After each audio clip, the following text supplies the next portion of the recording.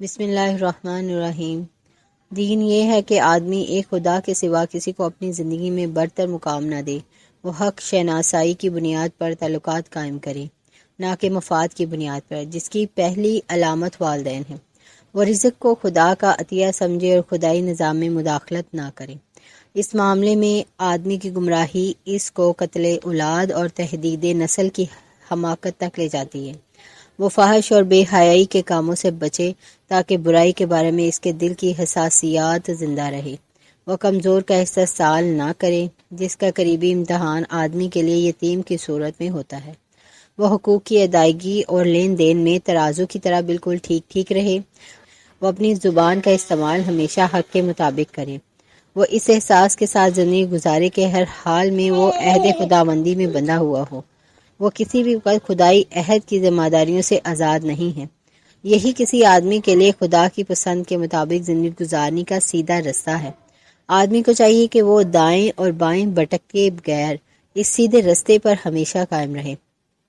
جو 10 احکامات آیات 151 153 میں بیان ہوئے ہیں وہ سب سادہ فطری احکام ہیں۔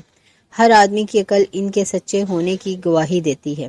اگر صرف ان چیزوں پر زور دیا جائے تو کبھی اختلاف اور فرقہ بندی نہ ہو، مگر جب قوموں پر زوال آتا ہے تو ان میں ایسے رہنما پیدا ہوتے ہیں جو ان سادہ احکام میں طرح طرح کی غیر فطری شکیں نکالتے ہیں۔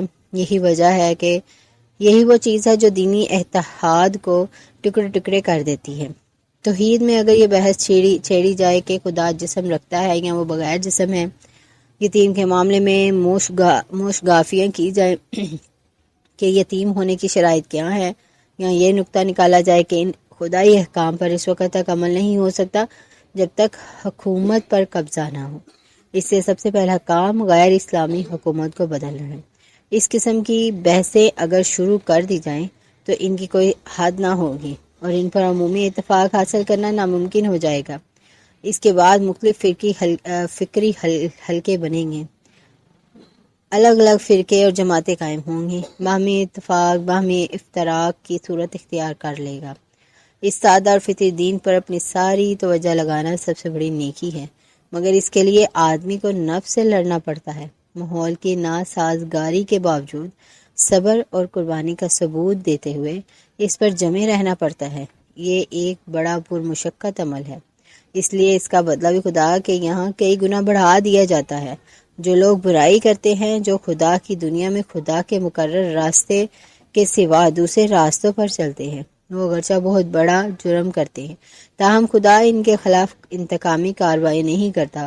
وہ ان کو اتنی ہی سزا دیتا ہے جتنا انہوں نے جرم کیا ہے۔